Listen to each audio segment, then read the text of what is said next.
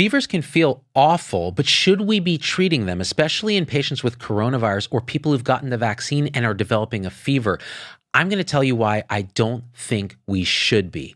So doctors have sort of talked about this stuff for millennia. What is a fever? It's a temperature over 38 degrees, 38.3 degrees Celsius or 101 Fahrenheit. At least that's how the critical care societies are defining it. And it happens when the body secretes things called pyrogens or cytokines, little chemicals that tell the hypothalamus, which is part of the brain that's our sort of temperature thermostat, tells it, hey, raise the thermostat, change the set point higher. So instead of your normal body temperature of, on average 98.6 or so, let's bump it up.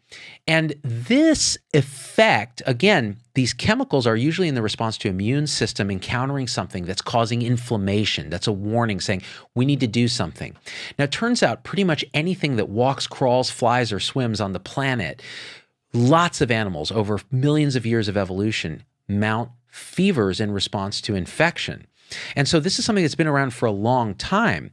But for some reason, when humans get fevers, they end up with the other associated effects of high temperature and the cytokine production. So joint aches, muscle pains, weird, crazy dreams, hallucinations, increases in metabolic rate, oxygen demand, everything gets ramped up, headache, and it feels terrible. So physicians for a long time, and all of us in healthcare have, especially nurses too, like they see a fever, I need something. Here's an order for Tylenol.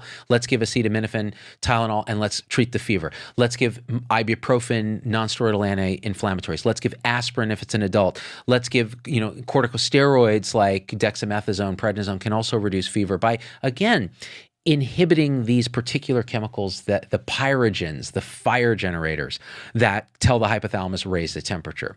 But the question is, are we doing more harm than good? Or at worst, are we doing no service to the patient?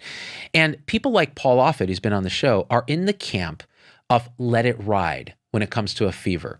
Now, let it ride means the fever's there for a reason. Why are we stopping it? Now, Paul points out that neutrophils, which are white blood cells, part of our immune system, function better at higher temperatures. B cells that make antibodies seem to function better at higher temperatures. There was a randomized controlled trial in 2005 that showed that in ICU patients that are very sick, a very aggressive strategy of cooling with acetaminophen and cooling blankets versus a more permissive strategy where you only treated when the temperature got above 104 Fahrenheit, it had to be stopped early because there were so many deaths in the aggressive treatment group. Now, again, it's hard. These are smaller trials. It's hard to extrapolate. But what you didn't see was that treating the fever had better outcomes. And it turns out in 2015, they did another trial in the ICU that really showed no benefit to treating a fever with acetaminophen. No harm, but no benefit either in ICU patients. So this evidence sort of is emerging that maybe what we're doing is not very helpful. And we love to intervene in medicine. Doctors in particular love to do something. They want to make their patients feel better. But the question is, are we just prolonging illness? Now, with vaccination, what you're doing is you're telling the immune system, hey, here's the compound you need to be immune to, learn about this thing so that when it comes back, in reality, you're ready to go. So if you start mounting a fever to the vaccination, that's probably a good sign. Paul Offit argues, and probably we should listen to him because he co-invented a rotavirus vaccine, and he's a vaccinologist and really knowledgeable on this stuff. And he's also very loath to do things to patients that shouldn't need to be done.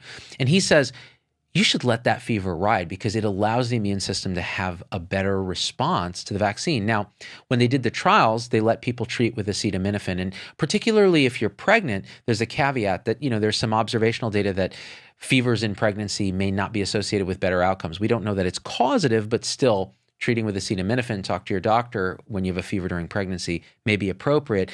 There's other caveats.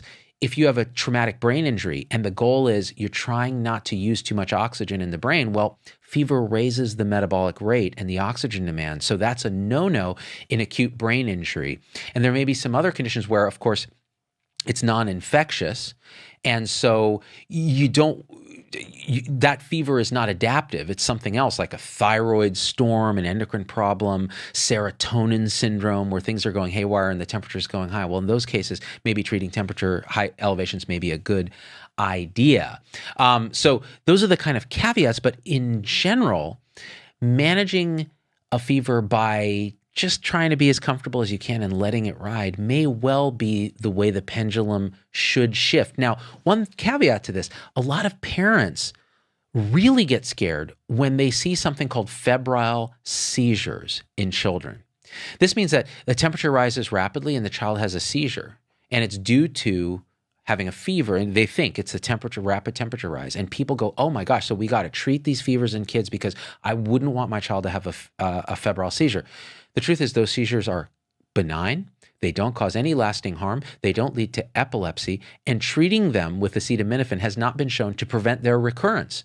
So it's yet another reason that treating fever may not be the best answer. So at this point, I'm going to say, if it were me and I had a temperature and I had coronavirus or I got the vaccine, I'm probably not going to treat it. Now, in the trials, they let people treat it. And so the data on efficacy for those vaccines is actually in a group that partially at least treated their fevers if they had a fever to the vaccine. Not everyone gets a fever to the vaccine. And so again, whether you do or not, it's probably not the end of the world. But I think it's worth thinking about this stuff. And it's worth always in medicine, in healthcare, in our practices, looking at what we do and going, hey, is what we do helpful or is it harmful or does it have no benefit?